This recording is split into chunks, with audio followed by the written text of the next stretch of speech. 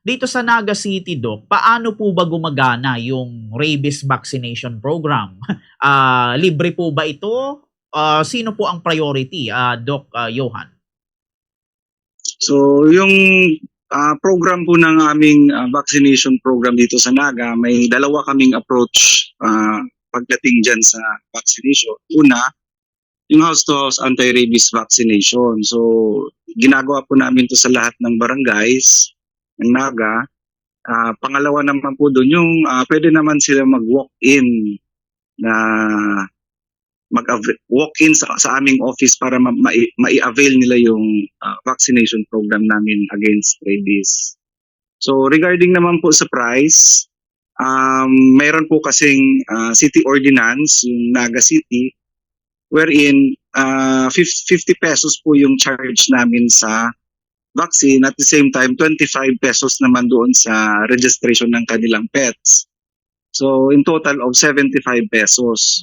So compared po doon sa mga private clinics, ano na siya, very much cheaper na siya.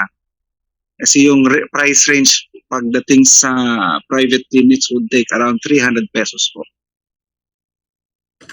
Okay po, iyon. Pero dito, Doc, maitanong ko po sa inyo, sa inyo pong observation, ano ba, Doc, yung pinakakaraniwang pagkakamali ng mga pamilya pagka nakagat ng aso or even pusa, Doc? Yung pinakamaling practice na ginagawa po ng mga pet owners is yung pinapabayaan nila yung kagat or kalmot ng kanilang alaga.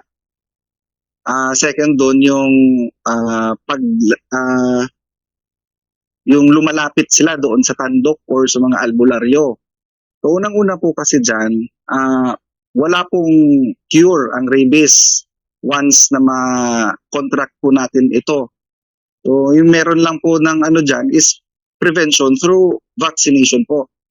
So kailangan pong lumapit sa mga animal bite treatment centers para mabigyan po sila ng post-exposure prophylaxis.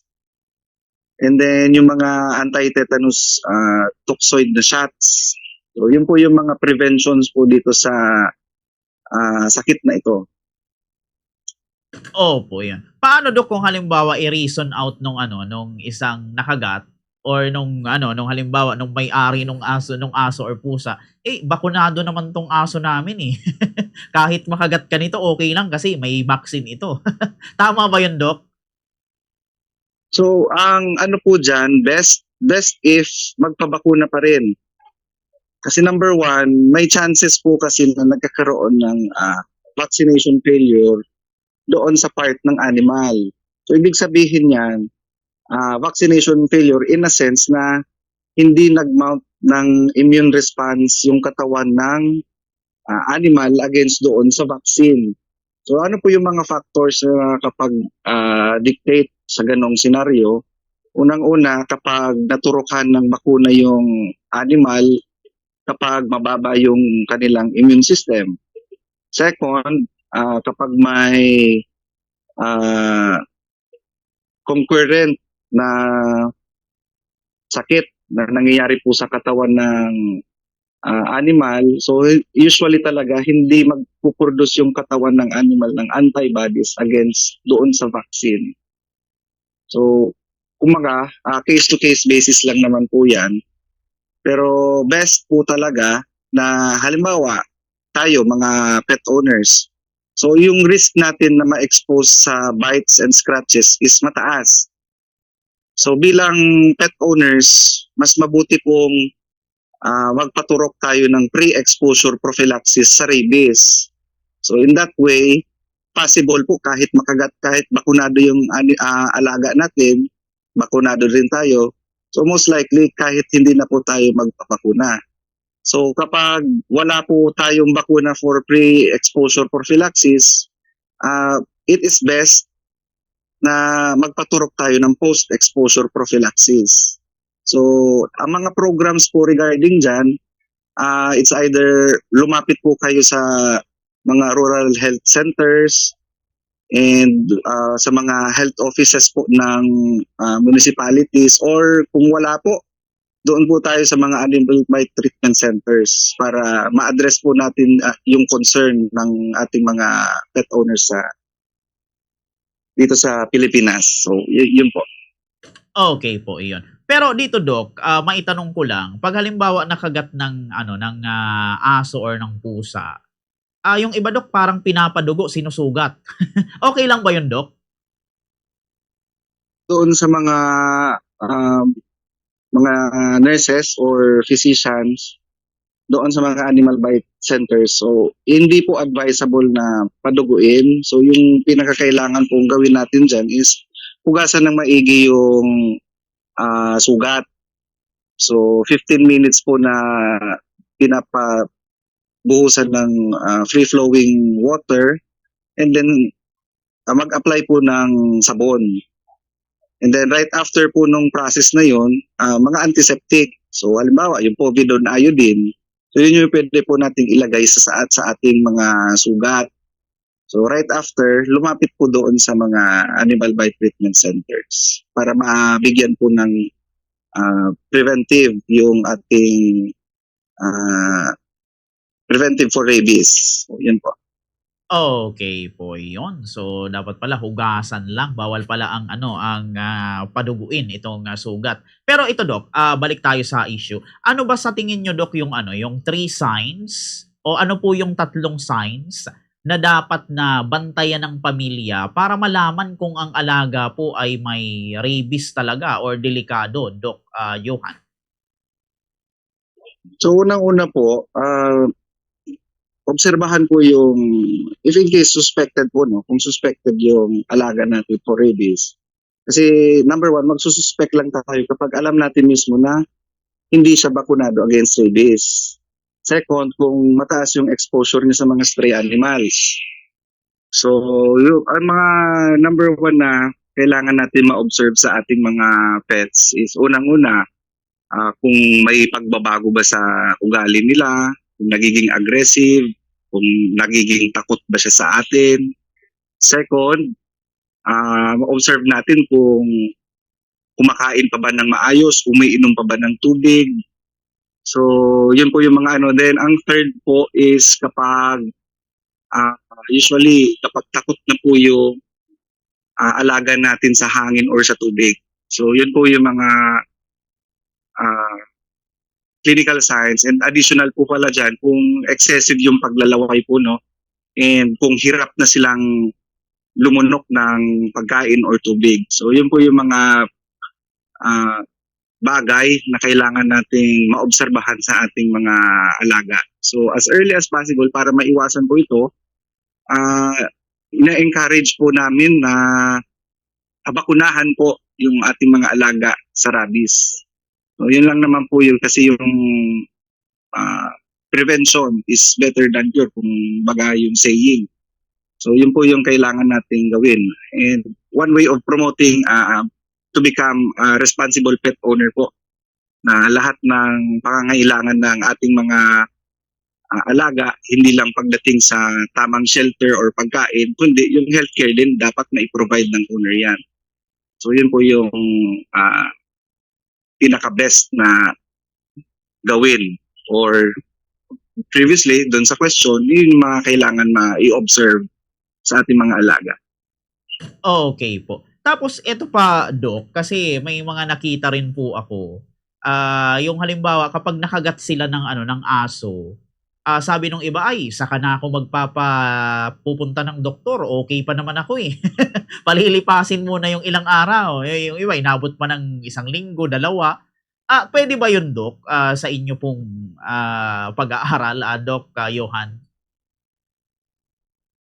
Ano po, within 24 hours, unang-una kasi yung piniprevent dyan, yung bacteria na tetanus, galing yan sa Clostridium tetani. So yung effect niyan is pwede siyang mag-spread sa katawan within 24 hours. So yun po yung kailangan nating maagapan. So usually kasi sabay-sabay na yan eh. After ng tetanus toxoid, binibigay na din yung post-exposure prophylaxis. So, hindi na natin wag na tayo maghintay po ng matagal na panahon bago pa tayo magpapakuna. Kasi unang-una, ah, kumbaga, yung pinaka-critical na element sa pag-address ng sakit is kung gaano ka early na-detect yung problema. So, mahirap na kasi kapag lalapit tayo sa mga physicians or sa mga animal bite treatment center kapag huli na yung lahat. So, yun nga po, wala pong gamot sa sakit na rabies, kundi prevention lang yung meron sa paraan or sa pamamagitan ng pagpapakuna. So, yun po. Okay po, iyon. So dito, Doc, kapag ang isa kasi ito rin kasi Doc yung pinoproblema nung ilan, eh. Paano anya ako magpapabakuna nito, wala akong pera, may mga gano'n, eh. Kung halimbawa Doc, walang pera yung isang pamilya o isang tao para magpabakuna ng alaga, saan ba sila puwedeng lumapit? Doc, halimbawa dito sa Naga, Doc, Johan. Sa Naga, pwede po tayong lumapit sa Naga City General Hospital po, no? So sa pagkakaalam ko, yung unang shot is free. Yung mga succeeding po merong ano. So yung ano po kasi, may pangalawang paraan po dyan. Kapag may PhilHealth po yung animal bite victim, sa pagkakaalam ko po, kapag category 3 yung ah, bite sa kanya, so libre po yun sa PhilHealth. So, wala po sila niyang babayadan. So highly encouraged na lahat pong mga tagapakinig ng Bombo Radio is mag-apply po ng account sa PhilHealth para ma-avail po natin itong mga services na libre base po sa program nila. Yun po, ulitin ko po, category 3 lang po yung libre sa pagkakaalam ko po. The best is to confirm po doon sa PhilHealth, no? So, yun po yun. Okay po, very well said, Doc. So ito, Doc, para sa inyo, kasi sabi nung iba, ay, yung rabies prevention, responsibility lang yan ng CityVet. May mga gano'n na nagsasabi. Sang-ayon ba kayo doon, Doc, sa sinasabing yun na yung prevention, responsibility lang ng CityVet? Doc Johan. Unang-una po, mali yun. Kasi yung solusyon po na mapuksa natin yung rabies dito sa Pilipinas is yung susi dyan, yung community participation eh. So hindi naman pwedeng local government unit lang yung nag-i-implement. So kailangan din po talaga dyan yung participation ng community. So yun po yung hindi lang hindi lang sa community, kundi yung mga private institution din, mga vet clinics. So, advocacy yan ng advocacy ng Department of Health and Department of Agriculture na yung target namin is by 2030 maging rabies free yung Philippines. So tulong-tulong po ito, no? So hindi lang pwedeng yung government sector lang yung very eager na masolusyonan itong target na ito. So, yun po, bilang responsible pet owner, alam dapat natin yung mga pangangailangan ng ating mga alaga. So, ito, one way of promoting na din po kasi yung public health and public safety. So, yun po, yun yung priority ng aming opisina dito sa Naga. So, Opo. ine-encourage Kapag namin naman, lahat. Doc, may mga calamity or disaster, ano po ba yung importanteng role na ginagampanan ng city veterinary, Doc Johan?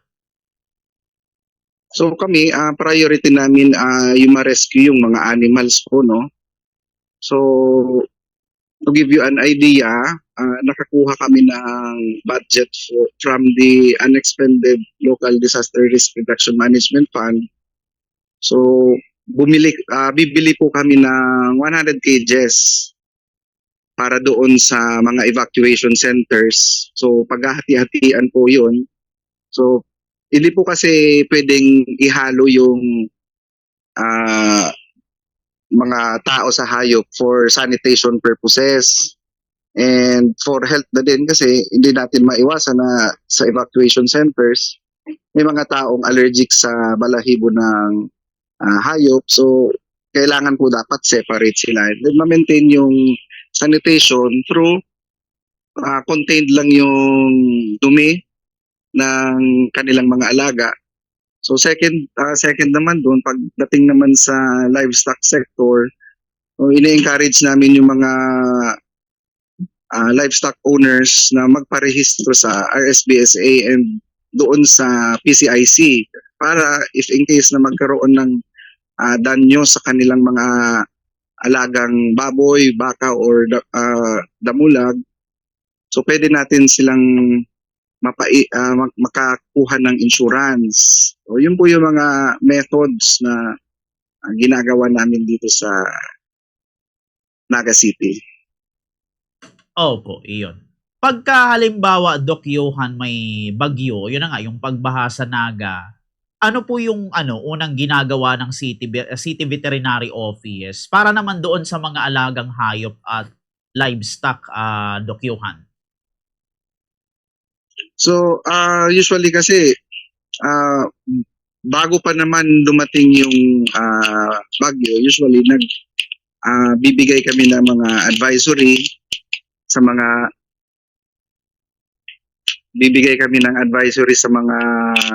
livestock owners, pet owners na dalhin na yung mga alaga nila sa mga safe na lugar, sa matataas na lugar.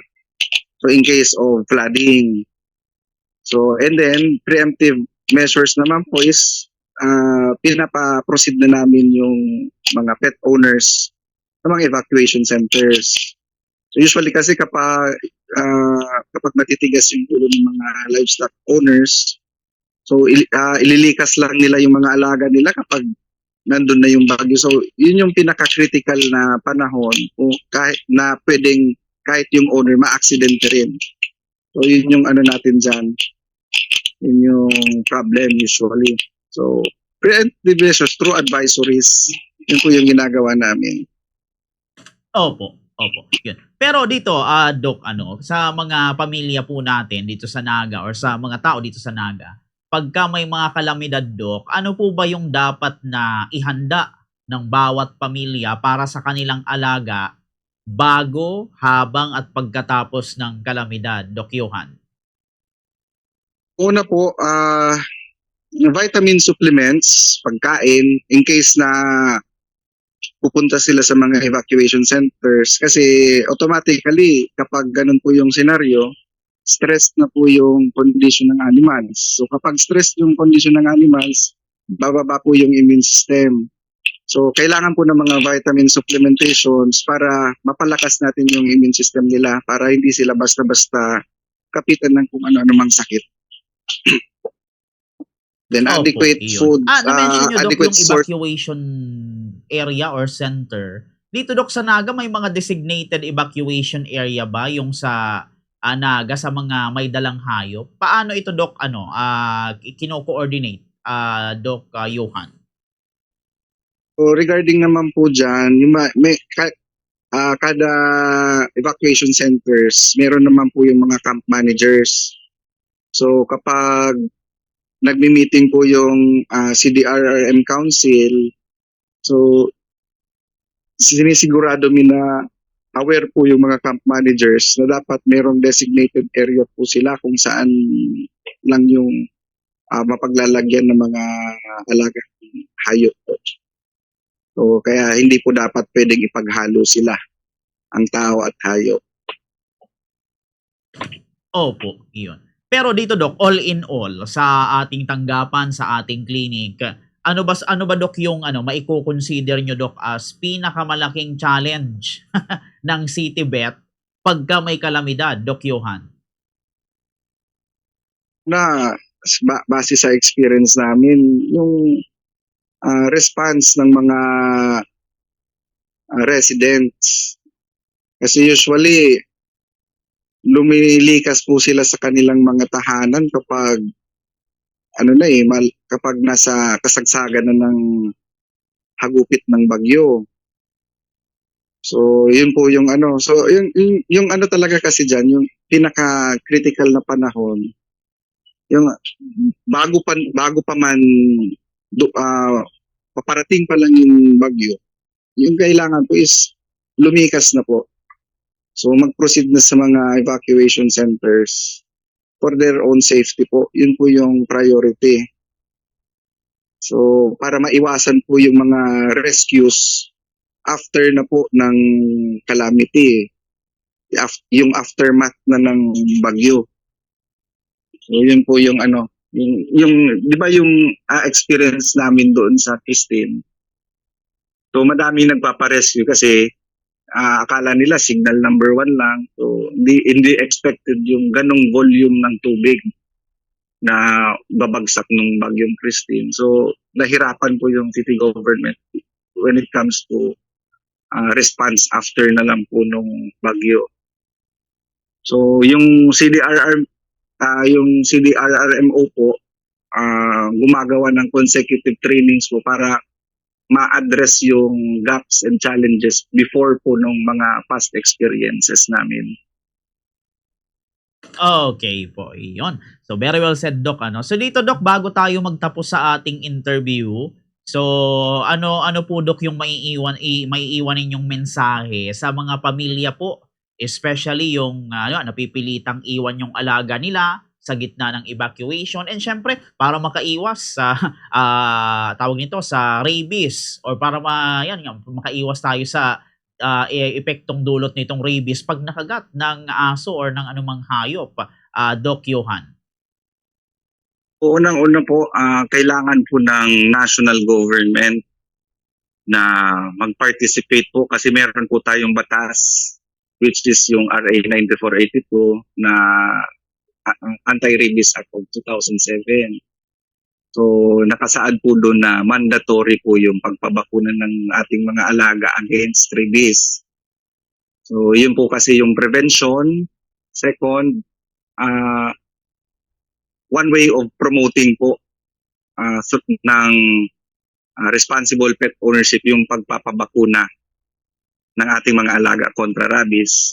Then, make sure po na yung ating mga alaga, wag po natin hayaan na maggala sila sa mga kalsada. So, para ma-prevent po natin yung mga vehicular accidents, yung mga pagkalat ng dumi sa kalsada at the same time yung mga basura. So, possible po kasi na yung mga stray animals or yung mga alaga natin yung kumalat lang naman ng ganun. So, since tayo bilang tao, tayo yung mas nakakaalam. So, tayo dapat yung mag-control ng ating mga alaga when it comes to their movement. So, kung papadumihin natin yung ating mga alaga sa kalsada, make sure na kasama ng amo. So, through colors and leash. And second, kapag yung dumi, dadamputin na rin ng kanilang mga amo. So, para malinis po yung ating kalsada. And lastly, during calamities, so ituring po natin kapamilya yung ating mga alaga. So, kung kailangan na natin mag-evacuate sa ating mga tahanan, isasama natin sila sa evacuation centers.